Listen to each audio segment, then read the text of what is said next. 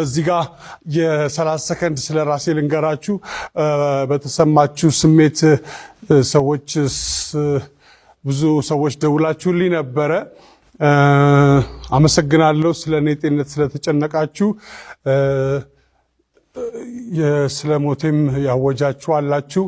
በቲክቶክ እና በፌስቡክ የቀብሩን ቦታ አልተናገራችሁም እና እሱ ይቀራችኋል እና ትንሽ ስነ ምግባር ባለው መልኩ ብንከባበር፣ ስራ ስለ ብንከባበር በጣም አሪፍ ነው።